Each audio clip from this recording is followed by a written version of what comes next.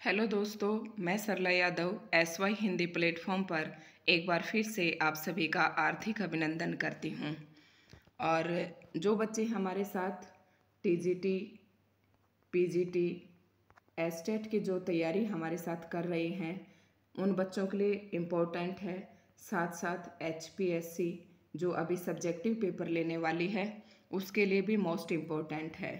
तो HPSC कहें, चाहे HSC कहें, चाहे TGT कहें, चाहे किसी भी उसमें हो, ये पेपर इनका हिंदी का जहाँ भी एग्ज़ाम होगा, चाहे किसी भी स्टेट का हो, वो हर जगह इसमें से एक आध क्वेश्चन ज़रूर पूछा जाता है।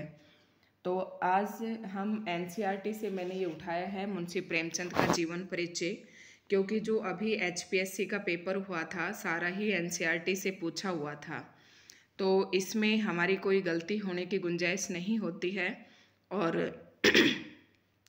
ये हम NCERT से उठाएंगे। और ये है कक्षा 11वीं का जो सिलेबस हमारे कक्षा 11वीं की का जो सिलेबस हमारे HPSC ने दिया हुआ है हमारे सब्जेक्टिव सिलेबस में, उसी का जो फर्स्ट पार्ट है, फर्स्ट लेसन है नमक का दरोगा, जो कि RO भाग 1 के गद्य खंड से लिया गया है। गद्य खंड से लिया गया है, ये आज हम पढ़ेंगे। तो आज के टॉपिक की हम शुरुआत करते हैं मुंशी प्रेमचंद के जीवन परिचय से, फिर पढ़ेंगे हम पाठ।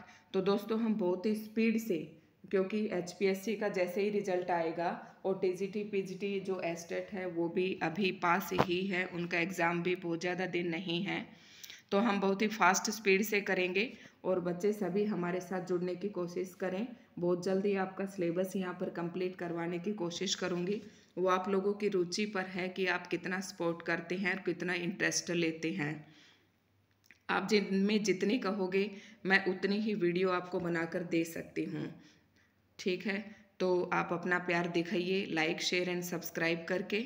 तो आज हम पढ़ रहे हैं मुंशी प्रेमचंद का जीवन परिचय। एक एक क्वेश्चन को बारी बारी से लेकर चलेंगे और मैं गारंटी देती हूँ कि ये पढ़ने के बाद आपको यहीं पर याद करवा दूँगी। साथ में आप एक पेन, कॉपी, पेंसिल अपनी रखिएगा। साथ साथ मुख्य मुख्य चीज़ों को आप अपना इसमें नोट डाउन करते रहिएगा अपने नोटबुक में, तो आपको दोबारा रिवीजन करने में आसानी रहेगी। तो बढ़ते हैं हम मुंशी प्रेमचंद के जीवन परिचय की तरफ। पाठ का नाम है नमक का दरोगा। पाठ का नाम है नमक का दरोगा। नमक का दरोगा पाठ किसने लिखा? मुंशी प्रेमचंद जी ने, ठीक है।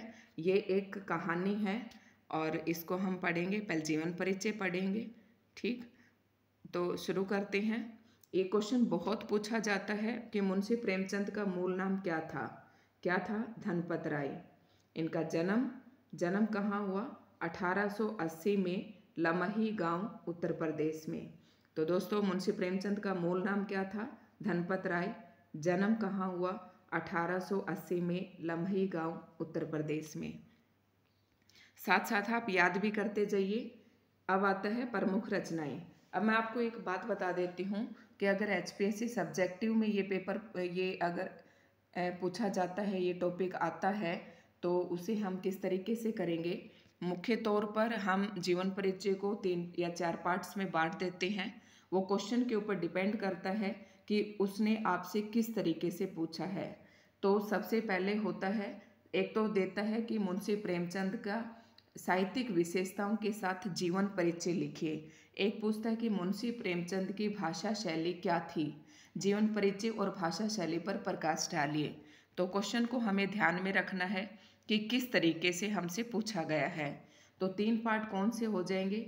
सबसे पहले हो जाएगा हमारा जीवन परिचय, उसके बाद हेडिंग डालेंगे नंबर 1 में, ये हो जाएगा जीवन परिचय के अंदर हमें बताना होता है उनका नेम, अगर कोई उपनाम है तो वो, उनका जन्म, मृत्यु और उनकी शिक्षा दीक्षा और उनका पारिवारिक जो स्तर है कुछ इस प्रकार का, कि पढ़ाई लिखाई किन परिस्थितियों में की, जीवन जन्म कहाँ पर हुआ, कौन सी जगह पे हुआ, कौन कौन सी उसने BA की, MA की, कौन कौन सी उपाधियाँ प्राप्त की, कौन कौन सी डिग्रियाँ उन्होंने ली, कौन कौन से पुरस्कार उनको मिले। तो ये सब हम इसी के अंदर ले लेंगे। उसके बाद हम नेक्स्ट हेडिंग बनाएंगे रचनाएँ। नेक्स्ट हेडिंग बनाएंगे रचनाएं। अब रचनाओं के कई पार्ट हो जाते हैं। आपको पता है कि हिंदी की कई सारी विधाएं हैं। विधा एक शब्द आता है हमारे पास, विधा। तो विधा में आ जाते हैं आपकी कहानी, नाटक, उपन्यास, यात्रा वृत्तांत, संस्मरण, मैं यहाँ लिख नहीं रही हूँ, बोलते जा रही हूँ, संस्मरण और रिपोर्टाज, ये सब हमारे किसके अंदर आ जाते हैं? हिंदी की विधाओं के अंदर आ जाते हैं। ये सारे गद्य खंड के ही पार्ट हैं। ये सारे किसके पार्ट हैं? गद्य खंड के। हिंदी में अगर मुख्यतः हम बात करें तो दो ही पार्ट की करते हैं जिनमें लेखन किया जाता है। एक तो आपका गद्य होता है और दूसरा आपका पद्य होता है।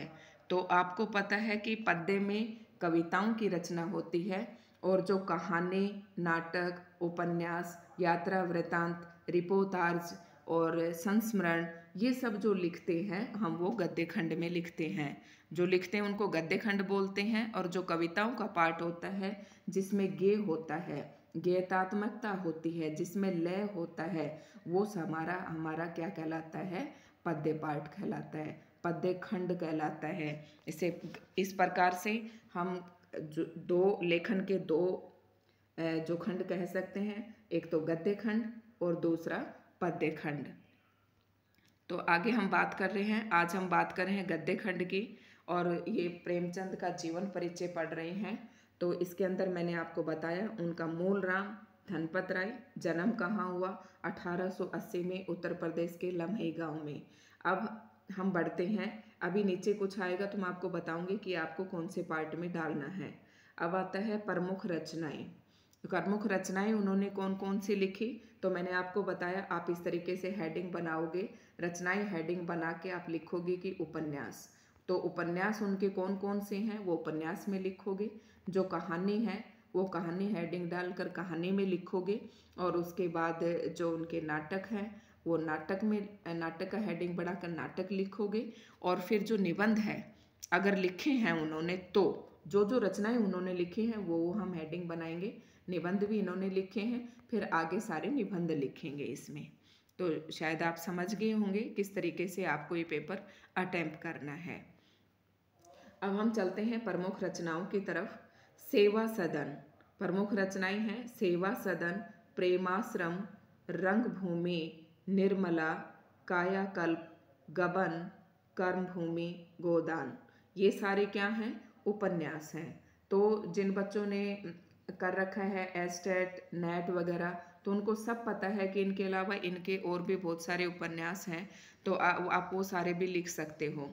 तो आप उपन्यास हेडिंग डालेंगे। और मैं आपको ट्रिक बताती हूँ कैसे करोगे। सेवा करेंगे सबकी तो क्या बढ़ेगा? प्रेम।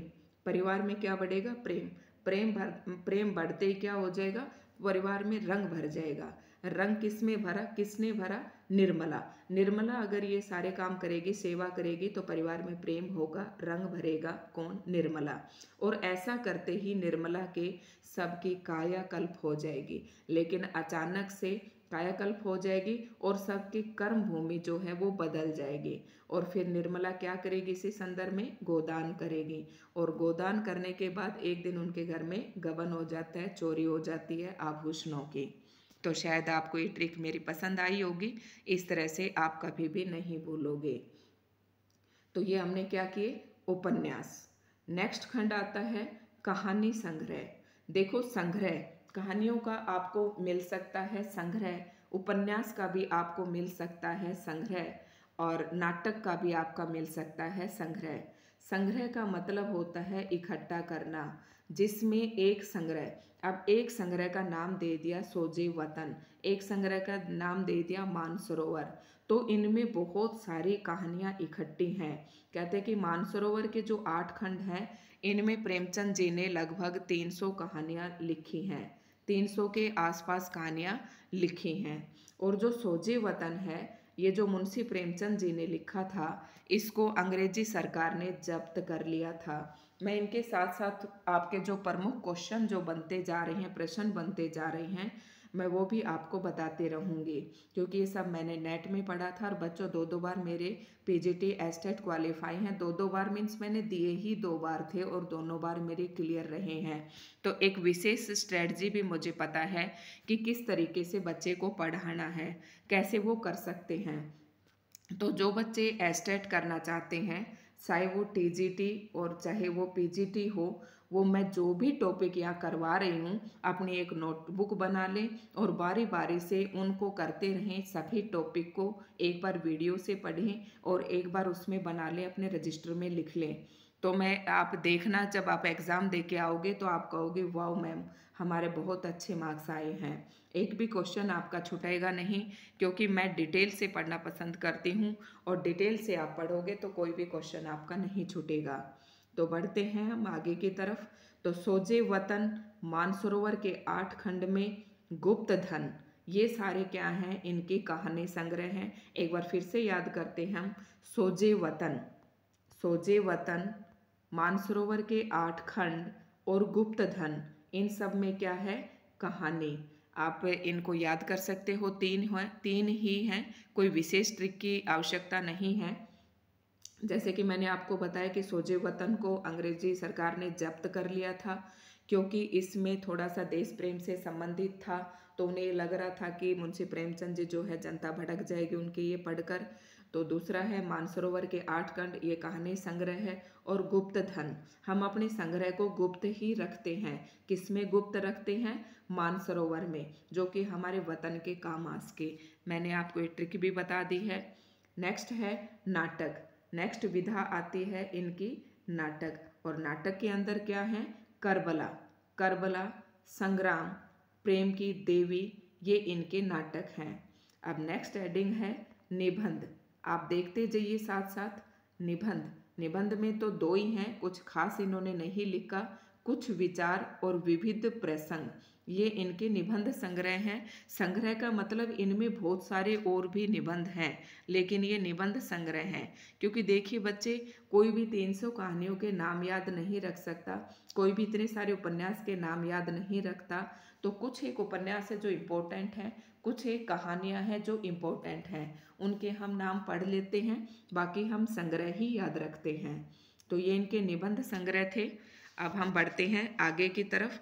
और लास्ट में इनकी मृत्यु कहाँ हुई, मृत्यु कहाँ पर हुई, मृत्यु कब हुई, ये हम देख लेते हैं। 1936 में, 1936 में इनकी मृत्यु हुई। अगर आपको अभी भी कोई देखने में वीडियो में कोई दिक्कत हो तो आप कमेंट करके बता सकते हैं। तो अब चलते हैं दोस्तों, आगे की तरफ बढ़ते हैं हम। इनकी मृत्यु कब हुई, 1936 में। जन्म कहाँ हुआ था, 1880 में। कब हुआ था, 1880 में। कहाँ हुआ था, लम्ही गांव में। कहाँ पर हुआ था, उत्तर प्रदेश में हुआ था। और इनके बचपन का क्या नाम था, क्या था, धनपत, धनपत राय, धनपत राय। इतनी बार मैं आपका रिवीजन करवा दूंगी कि आपको कोई भी परेशानी नहीं होगी, साथ साथ याद होता जाएगा। शायद आपको याद हो गए होंगे। अब चलते हैं, अगर नहीं भी याद हुए हैं आप वीडियो को फिर से थोड़ा सा बैक करके देख सकते हैं। अब प्रेमचंद हिंदी कथा साहित्य के शिखर पुरुष माने जाते हैं। प्रेमचंद का देखो सबसे ज़्यादा इन्होंने उपन्यास और कहानियाँ सबसे ज़्यादा लिखी हैं, उपन्यास से भी ज़्यादा इन्होंने कहानियाँ लिखी हैं। तो एक कथा साहित्य, कथा से ही कहानी बना है, कथा से ही क्या बना है, कहानी बना है। तो आप ध्यान रखिएगा, प्रेमचंद हिंदी कथा साहित्य के शिखर पुरुष माने जाते हैं। कथा साहित्य के इस शिखर पुरुष का बचपन अभाव में बीता। आप शुरुआत कहाँ से करेंगे, ये आप उसको मैंने आपको बताया ना कि 3 पार्ट्स में आप बांटेंगे। एक तो बांटेंगे जीवन परिचय, जीवन परिचय, जीवन परिचय, फिर आप लिखेंगे रचनाएं, और फिर लिखेंगे अगर पूछा है भाषा शैली, अगर पूछा है साहित्यिक विशेषताएं, तो फिर नेक्स्ट हेडिंग 4th नंबर पर आपका होगा साहित्यिक विशेषताएं। तो अभी ये हमारे पास क्वेश्चन नहीं है, हम सीधा पढ़ते जा रहे हैं। वो एग्जामिनर के ऊपर डिपेंड है कि वो कौन से 3 पार्ट देता है या सारे पार्ट देता है। तो आपको उसी हिसाब से आपको क्वेश्चन अटेम्प्ट करना है। तो अब जो मैं ये बातें बता रही हूँ आप सब जीवन परिचय के अंदर ही डालेंगे, और जो रचनाएं हम पढ़ चुके हैं वो रचनाओं के अंदर डालेंगे, और भाषा की बात हम थोड़ा सा आगे चल के करेंगे। जैसे जैसे इसमें आता जाएगा मैं आपको बताती जाऊंगी कि आपको किसके अंदर लिखना है। तो अब हम बात करते हैं कि मुंशी प्रेमचंद क्या था। कथा साहित्य के शिखर पुरुष माने जाते हैं, और कथा साहित्य के शिखर पुरुष का जो बचपन था बहुत ही अभाव में बीता। मतलब गरीबी थी परिवार में, हर चीज़ का अभाव था। स्कूली शिक्षा पूरी करने के बाद पारिवारिक समस्याओं के कारण जैसे तैसे बीए तक की पढ़ाई की। आपको जैसे कि आप अपनी तरफ से भी बना सकते हो, सेम लैंग्वेज आपको लिखने की ज़रूरत नहीं है। अगर आपको समझ में आ रहा है तो आप लिखेंगे कि मुंशी प्रेमचंद का जन्म बहुत ही अभाव में बीता, जिसके कारण वो अपनी बीए तक की ही पढ़ाई पूरी कर सके, और मुंशी प्रेमचंद कथा साहित्य के शिखर पुरुष माने जाते हैं। ठीक है, इस तरह से आप लिख सकते हो। वो अंग्रेजी में एमए करना चाहते थे, लेकिन जीवन यापन के लिए नौकरी करनी पड़ी। जीवन यापन के लिए क्या करनी पड़ी? नौकरी करनी पड़ी। सरकारी नौकरी मिली भी, लेकिन महात्मा गांधी के असहयोग आंदोलन में सक्रिय होने के कारण त्याग पत्र देना पड़ा। देखिए, मैं आपको फिर से रिवाइज करवा देती हूँ कि मुंशी प्रेमचंद जो है हिंदी कथा साहित्य के शिखर पुरुष माने जाते हैं, और इस कथा साहित्य के शिखर पुरुष का जीवन जो है अभाव में बीता। अभाव में बीतने के कारण वो अपनी पढ़ाई केवल बीए तक की ही पढ़ाई कर सके। अंग्रेजी से एमए करना चाहते थे, लेकिन जीवन यापन के लिए इनको नौकरी करनी पड़ी, और फिर नौकरी भी छोड़नी पड़ी। किसके कारण छोड़नी पड़ी? महात्मा गांधी के असहयोग आंदोलन के कारण, आपके आंदोलन में सक्रिय होने के कारण। सक्रिय होने का मतलब है कि इन्होंने उसमें बढ़ चढ़कर भाग लिया, जिसके कारण असहयोग आंदोलन के कारण उन्होंने अपनी नौकरी का भी त्याग पत्र दे दिया। ये तो था एक अकेले आंदोलन की बात थी, लेकिन उस समय देश को आज़ाद कराने के लिए जो 1942 में चल रहा था भारत छोड़ो आंदोलन, और जो राष्ट्रीय आंदोलन थे जो बड़े लेवल पर चल रहे थे, इनसे जुड़ने के बावजूद लेखन कार्य सुचारू रूप से चलता रहा। देखिए, एक तरफ तो थी, इसको हम ऐसे थोड़ा सा समझ जाएंगे। एक तरफ तो उसका लेखन कार्य, एक तरफ था मुंशी प्रेमचंद जी का लेखन कार्य, दूसरी तरफ था राष्ट्रीय आंदोलन, और राष्ट्रीय आंदोलन में भाग लेने के साथ साथ इन्होंने अपना लेखन कार्य भी सुचारू रूप से रखा। इन्होंने अपनी सरकारी नौकरी छोड़ी। किसके कारण छोड़ी? महात्मा गांधी के असहयोग आंदोलन में सक्रिय भाग लेने के कारण नौकरी से त्यागपत्र देना पड़ा। ठीक है, अब हम थोड़ा सा और आगे बढ़ते हैं। सरकारी नौकरी मिली भी,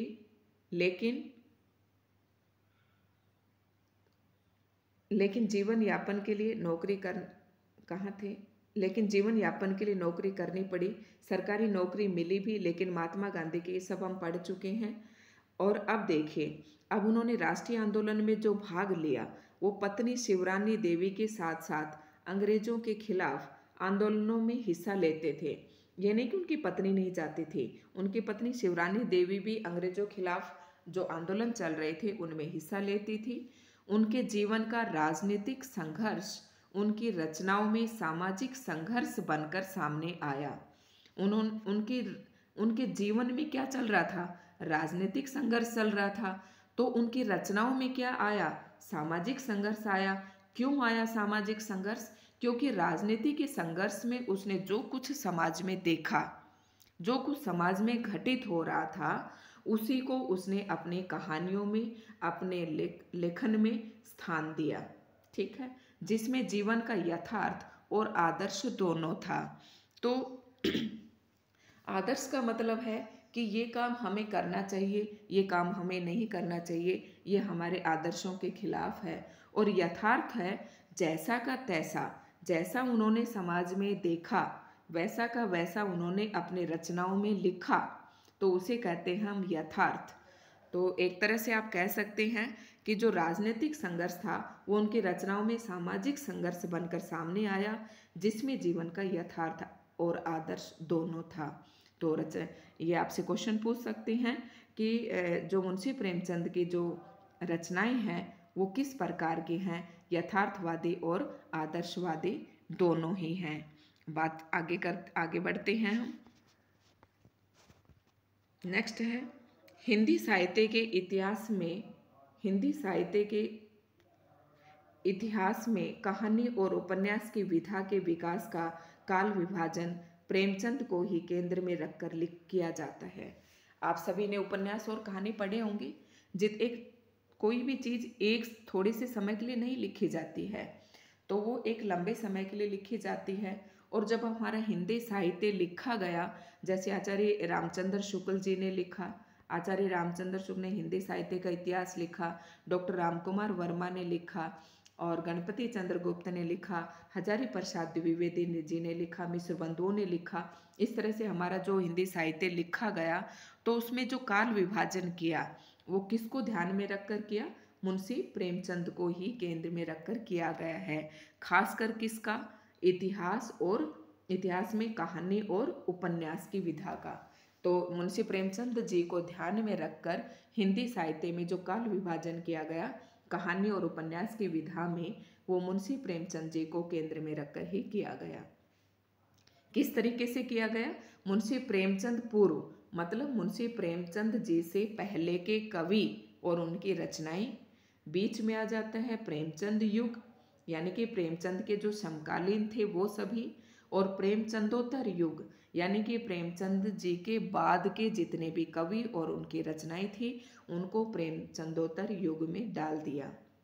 यह है प्रेमचंद की निर्विवाद होता है जिसमें कोई वाद विवाद नहीं होता। महत्व का एक स्पष्ट प्रमाण है कि मतलब यह है, देखो इस लाइन का बहुत ही गूढ़ अर्थ है कि मुंशी प्रेमचंद जी की रचनाओं को निर्विवाद महत्व दिया गया और सभी ने उनको स्वीकार किया। वस्तुतः प्रेमचंद ही पहले रचनाकार हैं जिन्होंने कहानी और उपन्यास की विधा को कल्पना और रोमानियत के धुंधलके से निकालकर यथार्थ की ठोस जमीन पर प्रतिष्ठित किया। आपको पता है मुंशी प्रेमचंद जी से पहले जो उपन्यास लिखे जा रहे थे, जो आपको पता है अय्यारी, पढ़ा होगा ना, अय्यारी और अय्यासी, ये थे इस प्रकार के उपदेश परक थे। तो इस प्रकार के और लोगों का मनोरंजन करने के लिए इस प्रकार के उपन्यास लिखे जा रहे थे। लेकिन जैसे ही इनका युग आया, किसका? मुंशी प्रेमचंद जी का, तो कहानियों में और उपन्यास में कल्पना और रोमानियत की जगह किसने ले ली? यथार्थ ने। यथार्थ की ठोस जमीन पर प्रतिष्ठित किया। मतलब जो यथार्थ हमारे समाज में घटित हो रहा था उस सब को ध्यान में रखकर कहानी और उपन्यास लिखे जाने लगे। लेकिन इससे पहले के जो युग थे, प्रेमचंद जी से पहले के जो कवि थे, वे कल्पना और रोमानियत के धुंधलेपन में ही डूबे हुए थे। उन्हीं से संबंधित रचनाएं की जा रही थी। शायद आपको अच्छे से समझ में आता जा रहा होगा और इस आज की वीडियो में आवाज़ की भी कोई समस्या नहीं रहेगी।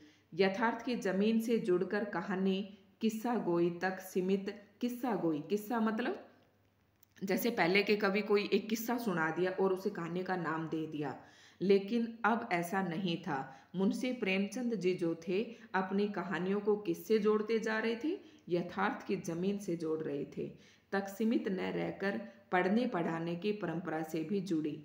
इसमें उनकी हिंदी उर्दू मिश्रित भाषा का विशेष योगदान रहा। तो मुंशी प्रेमचंद जी ने अपनी कहानी और उपन्यासों में हिंदुस्तानी भाषा का प्रयोग किया, और हिंदुस्तानी भाषा में किस किस के शब्दों का मिश्रण था? हिंदी और उर्दू का। यह हिंदुस्तानी भाषा अपने परे हाट बाट और जातीय सौरभ के साथ आई है। उनके यहाँ का मतलब है कि मुंशी प्रेमचंद जी की रचनाओं में जो हिंदुस्तानी भाषा प्रयोग की गई है वो अपने पूरे ठाठ बाट और जातीय रूप के साथ, मतलब अपनी एक विशेष पहचान के साथ आई है, वो ऐसे ही नहीं आई। ठीक है, शायद आपको अच्छे से समझ में आ रहा होगा। आगे है उनका प्रारंभिक कथा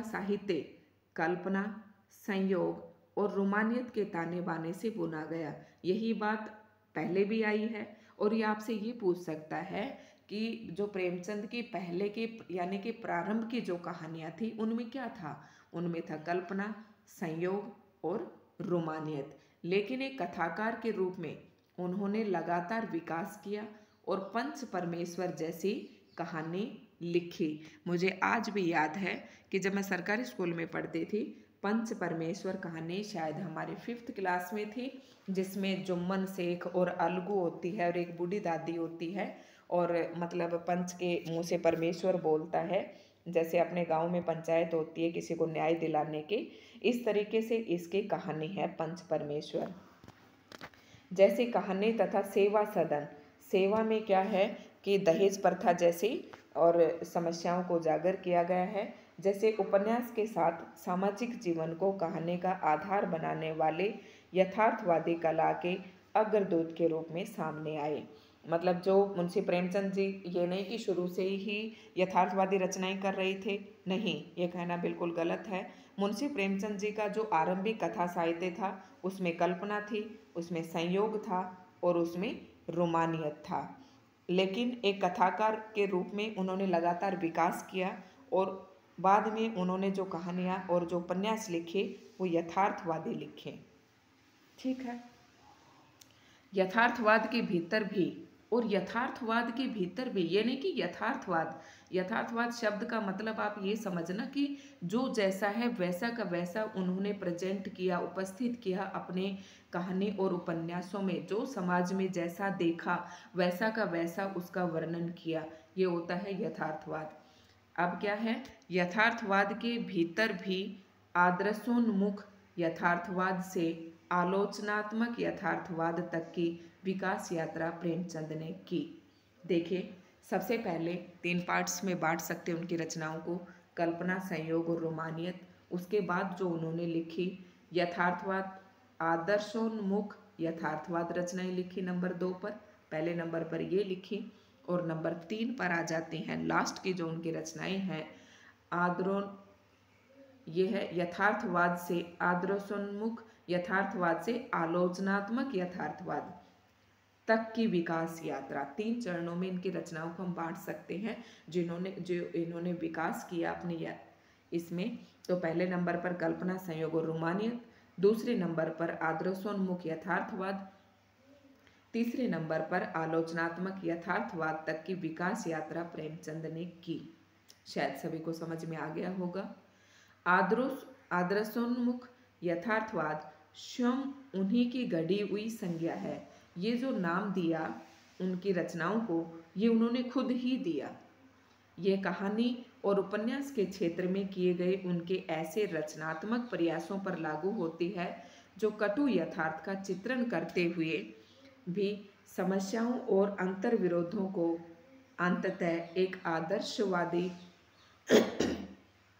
और मनोवांछित समाधान तक पहुंचा देती हैं। क्या कहा इन्होंने?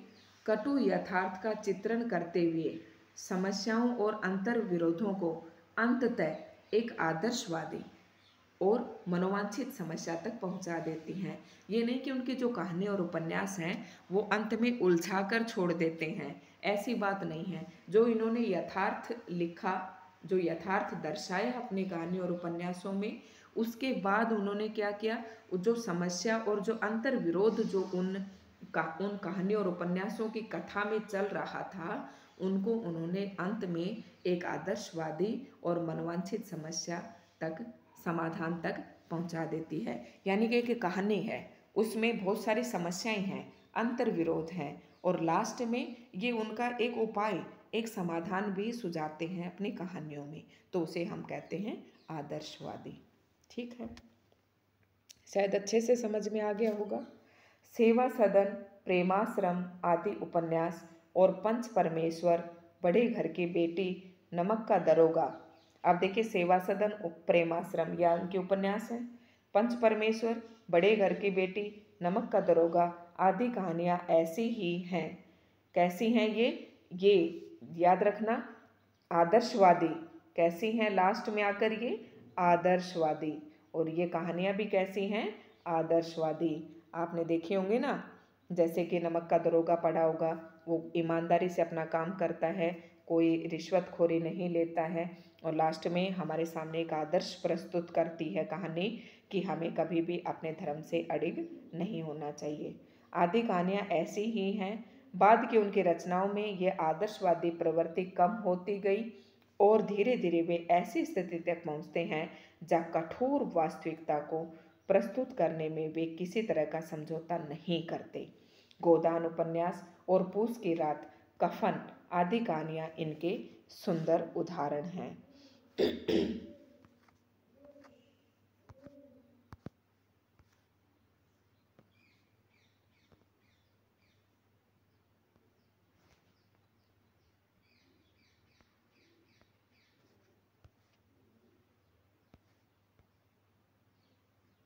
अब देख लेते हैं हम आगे, और अंतिम है ये मुंशी प्रेमचंद जी का उपन्यास जो है, इसके बाद आपका खत्म हो जाएगा।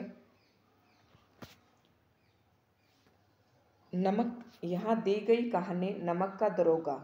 अब हम पाठ तो पढ़ रहे थे नमक का दरोगा, और इसी का जो लेखक है वो प्रेमचंद जी हैं, और हम इसीलिए प्रेमचंद जी का ये जीवन परिचय पढ़ रहे थे। ठीक है, मुंशी प्रेमचंद जी का जीवन परिचय पढ़ रहे थे। इन्होंने कौन सी कहानी लिखी? नमक का दरोगा। और इसी के उपलक्ष्य में अब हम ये इसी के संदर्भ में हम देखेंगे कि नमक का दरोगा कहानी में क्या बताया गया है, इसकी मुंशी प्रेमचंद जी की क्या खास बातें हैं वो यहाँ पर हम पढ़ेंगे। इसका नमक का दरोगा प्रथम प्रकाशन 1914 ईस्वी में प्रेमचंद की बहुचर्चित कहानी है। नमक का दरोगा का प्रकाशन कब हुआ? 1914 में। अब चाहे आपको गाइड कुछ भी बताए, चाहे अदर बुक्स कुछ भी बताए, जब एनसीईआरटी ने 1914 माना है तो हमें 1914 ही लिखना है। और ये प्रेमचंद की एक बहुचर्चित कहानी है जिसे आदर्शोन्मुख यथार्थवाद के एक मुकम्मल उदाहरण के रूप में देखा जा सकता है। मैंने आपको अभी बताया था कि नमक का दरोगा, पूस की रात और पंच परमेश्वर, ये कैसी कहानियाँ इनकी? आदर्शोन्मुख यथार्थवाद। तो नमक का दरोगा कैसी कहानी है? आदर्शोन्मुख यथार्थवाद, मतलब यथार्थ भी दर्शाया गया है और लास्ट में आपके सामने एक आदर्श भी प्रस्तुत किया गया है। ठीक है, कहानी में ही आए हुए एक मुहावरे को ले तो यह है धन के ऊपर धर्म की जीत की कहानी है। तो नमक का दरोगा जो कहानी है वो किसके ऊपर है? धन के ऊपर धर्म की जीत की कहानी है। तो एक आदर्श प्रस्तुत की है, हमारे धर्म की जीत दिखाई गई है।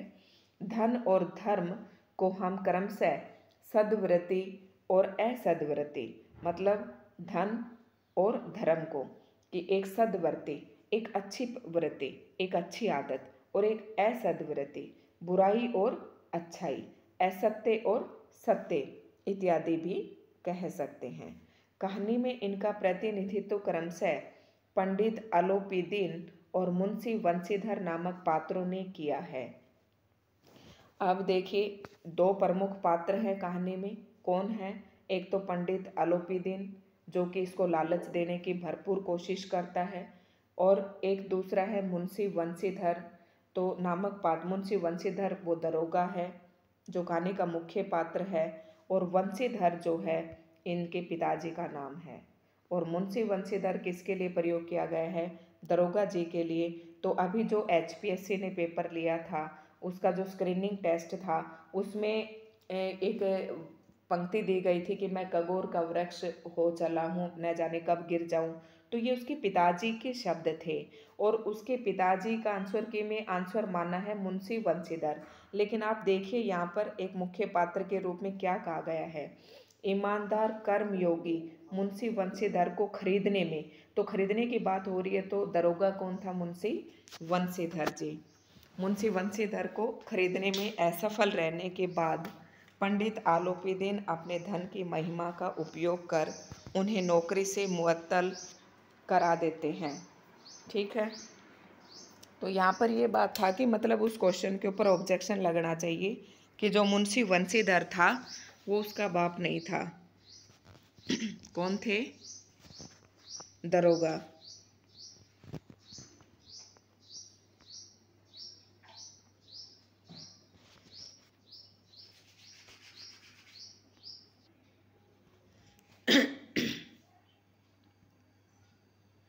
तो क्या था? धन और धर्म को हम क्रमशः सद्वृत्ति और असद्वृत्ति,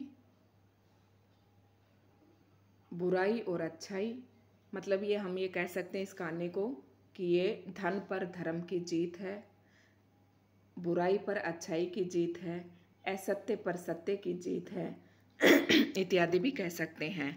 कहानी में दो मुख्य पात्र हैं, पंडित अलोपीदीन और मुंशी बंशीधर, दो पात्र हैं। और मुंशी बंशीधर जो है ईमानदार कर्मयोगी मुंशीधर को खरीदने में असफल रहने के बाद पंडित अलोपीदीन अपने धन की महिमा का उपयोग कर उन्हें नौकरी से मुअत्तल करा देते हैं। लेकिन मतलब मुअत्तल करवा देते हैं मतलब अपने वो जो वहाँ पर ऑफिसर्स हैं उनको पैसे दे देते हैं और उन्हें अपने उसकी नौकरी से वो सेवानिवृत्ति से थोड़ा हटा देते हैं। तो ये था, लेकिन अंततः सत्य के आगे उनका सिर झुक जाता है। वे सरकारी महकमे से उसको मतलब थोड़े दिन के लिए बर्खास्त कर दिया जाता है। मुअत्तल का मतलब थोड़े दिन के लिए बर्खास्त करवा देता है। कौन? अलोपीदीन, पैसे देकर। ठीक है। महकमे से बर्खास्त वंशीधर को बहुत ऊंचे वेतन और भत्ते के साथ अपनी सारी जायदाद का स्थायी मैनेजर नियुक्त करते हैं। मतलब ये कि लास्ट में अलोपीदीन क्या करता है, पहले तो खुद ही उसे लालच देता है पैसे का, ठीक है, कि ये मुझे नमक का व्यापार करने दे, ठीक है, लेकिन वो नहीं मानता और बाद में उसको नौकरी से बर्खास्त कर दिया जाता है। और लास्ट में अलोपीदीन को ही उसकी ईमानदारी भा जाती है और वो अपनी सारी जायदाद का स्थायी मैनेजर नियुक्त करते हैं और गहरे अपराध बोध से भरी हुई वाणी में निवेदन करते हैं। कौन? ये शब्द किसके हैं? अलोपीदीन के। किसके हैं ये? अलोपीदीन के हैं ये शब्द। तो क्या कहता है? परमात्मा से यही प्रार्थना है कि वह आपको सदैव वही नदी के किनारे वाला मैमुरोवत उद्दंड किंतु धर्मनिष्ठ दरोगा बनाए रखे। मतलब कि जो तुम पहले दरोगा थे, जो मैं तुम्हें पैसे दे रहा था और तुम पैसे लेने के लिए मना कर रहे थे, जितनी ईमानदारी से तुम अपना काम कर रहे थे, उसी तरीके का दरोगा आपको भगवान बनाए रखे। कहानी के इस अंतिम प्रसंग से पहले तक की समस्त घटनाएं प्रशासनिक और न्याय व्यवस्था में व्याप्त भ्रष्टाचार तथा उस भ्रष्टाचार की व्यापक सामाजिक स्वीकार्यता को अत्यंत साहसिक तरीके से हमारे सामने उजागर करती हैं। मतलब क्या है कि मुख्य इस कहानी का मुख्य भाव क्या है कि हमारे सामने लेखक का मुख्य उद्देश्य ये है कि जो हमारे प्रशासन में और जो हमारी न्याय व्यवस्था है उसके अंदर जो भ्रष्टाचार फैला हुआ है उसको लोगों तक पहुंचाना है। एक और ये ऐसा कर भी पाए इस कहानी में।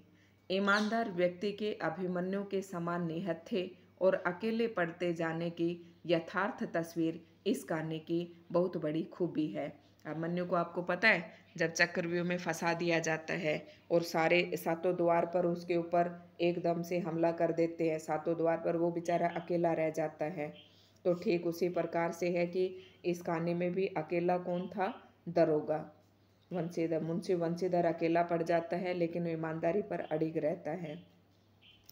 किंतु प्रेमचंद इस संदेश पर कहानी को ख़त्म नहीं करना चाहते क्योंकि इस दौर में वे मानते थे कि ऐसा यथार्थवाद हमको निराशावादी बना देगा। अगर वो चाहते तो कहानी का एंड वहीं पर कर सकते थे। कहाँ पर कर सकते थे? कि उसको बर्खास्त करवा दिया, लेकिन नहीं, इन्होंने कहानी में क्या दिखाया कि उसको अलोपीदीन ने अपने पास नौकरी पर रख लिया। ये कहानी का आदर्शवाद है। ठीक है, देखिए, किंतु प्रेमचंद इस संदेश पर कहानी को ख़त्म नहीं करना चाहते क्योंकि उस दौर में वे मानते थे कि ऐसा यथार्थवाद हमको निराशावादी बना देता है। निराशावादी मतलब एक इतना अच्छा ईमानदार आदमी था और उसका नतीजा क्या हुआ? तो कहानी पढ़ने वालों को जो शिक्षा जाएगी वो एक अच्छी शिक्षा नहीं जाएगी। मानव चरित्र पर से हमारा विश्वास उठ जाता है। हमको चारों तरफ बुराई ही बुराई नजर आने लगती है। उपन्यास शीर्षक निबंध से, इसलिए कहानी का अंत सत्य की जीत के साथ होता है। समझ गए? ये आदर्शवाद था और जो ऊपर दिखाया उसने वो सारा क्या था? यथार्थवाद था। तो इस प्रकार से हम कह सकते हैं कि मुंशी प्रेमचंद जी की जो कहानियाँ थी यथार्थवादी और कैसी हैं? आदर्शवादी। आदर्शवादी, तो ये कहानी कैसी थी? आदर्शवादी और यथार्थवादी। तो शायद आपको अच्छे से समझ में आया होगा और इसी के साथ हम अपने इस जीवन परिचय को समाप्त करते हैं।